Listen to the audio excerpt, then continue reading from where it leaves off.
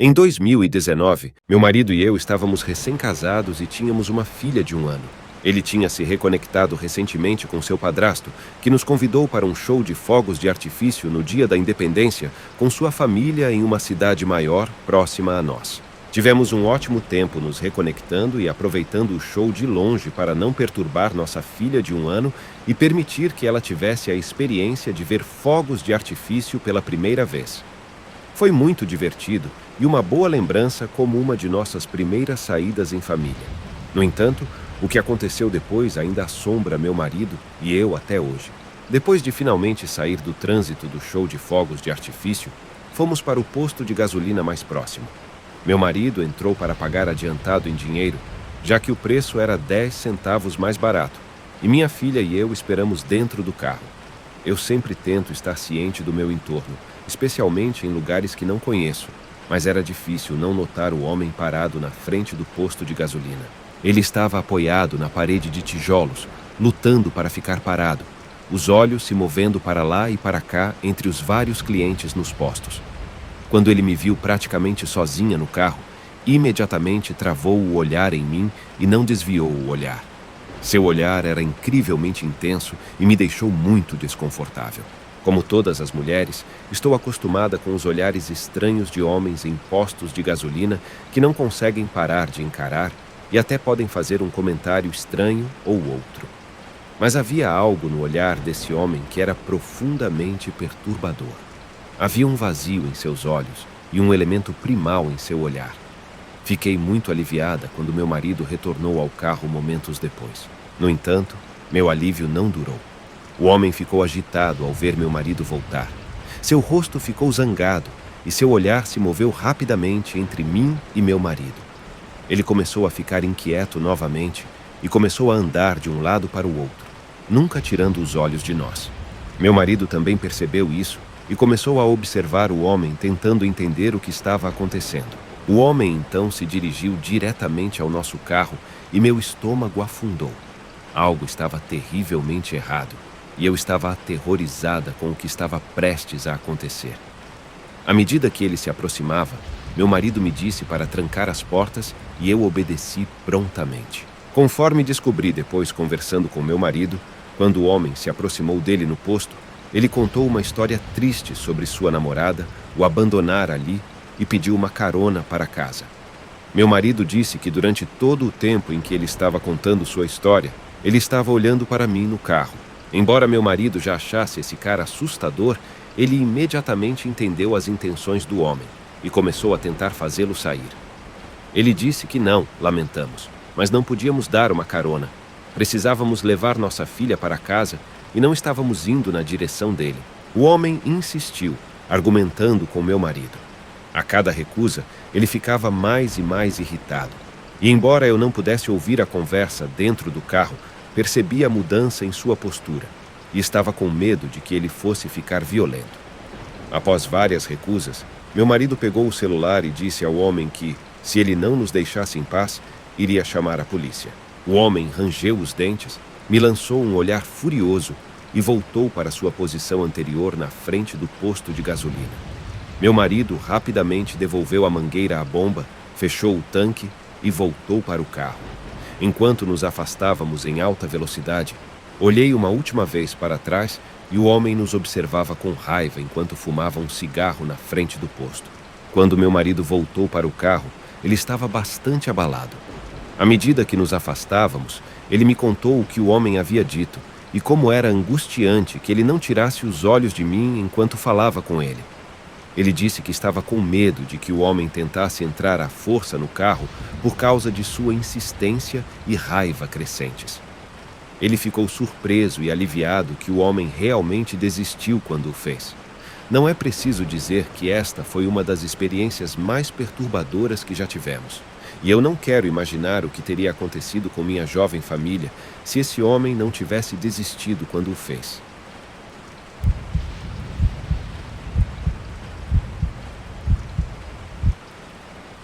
Quando eu estava no início dos meus 20 anos, costumava entregar jornais durante a noite 2 vezes por semana, geralmente por volta da meia-noite às 6 da manhã. Foi um dos trabalhos mais agradáveis que já tive, sendo uma introvertida, mas, como uma jovem viajando na escuridão e isolamento da madrugada, eu ficava um pouco paranoica. Isso levou a alguns incidentes que foram assustadores no momento, mas rapidamente se tornaram memórias engraçadas. Primeira experiência assustadora que tive foi depois de ter trabalhado no emprego por mais de um mês. Eu já estava familiarizada com minha rota e conseguia fazer a entrega em grande parte de memória nesse ponto. Nesse caso, eu estava me aproximando de uma casa vitoriana histórica com um alpendre em forma de L. A passagem até o alpendre era longa, escura e cercada por plantas densas, e sempre dava um pouco de arrepio. Nessa noite, me aproximei do alpendre como de costume e joguei o jornal em direção à porta solicitada. Essa porta estava no final de um corredor estreito e escuro, então eu parava no início do corredor e lançava o jornal, pois tenho uma péssima visão noturna e não queria tropeçar em algo e fazer um grande escândalo. Segui minha rotina usual de jogar o jornal de longe, quando de repente uma forma escura veio voando em minha direção perto da porta. Eu gritei, dei meia volta e corri para o meu carro. Ao olhar para cima enquanto abria a porta do carro, percebi que era apenas um gato preto, e provavelmente o tinha assustado tanto quanto ele me assustou. O segundo incidente ocorreu pouco depois do primeiro.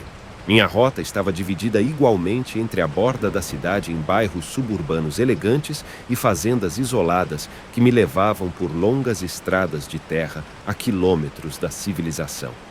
Uma noite, parei ao lado de uma caixa de correio em frente a uma casa de fazenda antiga, bem na beira de um grande campo.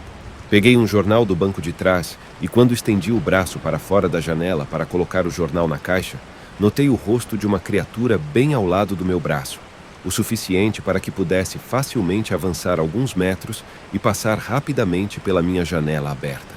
Eu gritei enquanto lutava para processar o que estava vendo com minha visão noturna fraca, quando percebi que era um cervo apenas relaxando ao lado da caixa do jornal. Não tenho certeza de como não o assustei, mas ele estava totalmente tranquilo com minha presença ou meu grito. Ri, orei para Deus que não tivesse acordado ninguém e continuei minha noite. O terceiro e mais assustador incidente foi resultado da paranoia crescente ao longo de meses e ocorreu no final do meu tempo entregando jornais. Desde o início da rota, eu tinha notado o mesmo veículo quase todas as noites, dirigindo devagar por um dos bairros mais chiques da minha rota. Sendo uma mulher sozinha por volta das 2 ou 3 da manhã, isso era inquietante, mas eles nunca estavam perto o suficiente para pensar muito sobre isso. Eu mantinha meus olhos no veículo a cada visita, especialmente porque estava lá em diferentes momentos da noite, mas de alguma forma sempre conseguia ver o mesmo veículo vagando pelo bairro. Uma noite, no meio do outono, provavelmente no início de outubro, me aproximei de uma casa cuja caixa de jornal exigia que eu saísse do carro e atravessasse a estrada para entregar o jornal. Peguei o jornal, coloquei a mão na maçaneta da porta e de repente vi algo no canto do olho. À distância, cerca de 30 metros da caixa de correio, havia uma figura parada extremamente quieta. A figura estava de frente para o meu carro, como se estivesse me observando e não se mexia. A figura estava vestida com roupas de cor escura, exceto por uma camisa de cor mais clara com listras feitas de algum tipo de material reflexivo, semelhante a um colete de construção. Imediatamente pensei no veículo de movimento lento que sempre via neste bairro. Não. Tranquei as portas, respirei fundo e dei uma segunda olhada. Meu cérebro não conseguia encontrar uma boa razão para alguém estar tão parado no meio do quintal a uma hora tão tardia, nem conseguia racionalizar o que eu poderia estar vendo. Estava pronta para abandonar completamente o bairro inteiro naquela noite e voltar com alguém depois do amanhecer para terminar as entregas. Decidi ligar o farol alto e dar uma última olhada para confirmar se eu realmente estava vendo o que achava que estava vendo. Liguei o interruptor, olhei para cima e me vi encarando um espantalho muito bem feito. Um espantalho. Foi então que percebi que era realmente outubro e nossa cidade sempre tem uma competição de espantalhos. Espero que os donos da casa tenham vencido, pois estava muito bem montado e na escuridão eu absolutamente não conseguia diferenciar o espantalho de um ser humano de verdade. Logo após o terceiro incidente, consegui um emprego melhor, mas fiquei com muitas histórias interessantes do curto tempo em que fiz minha rota.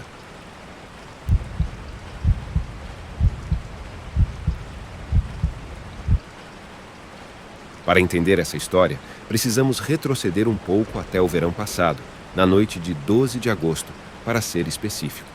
Foi a noite em que a chuva de meteoros estava acontecendo. Com a intenção de assistir à chuva de meteoros, meu parceiro e eu pegamos uma toalha e pedimos comida para a viagem e fomos para um grande parque em nossa cidade.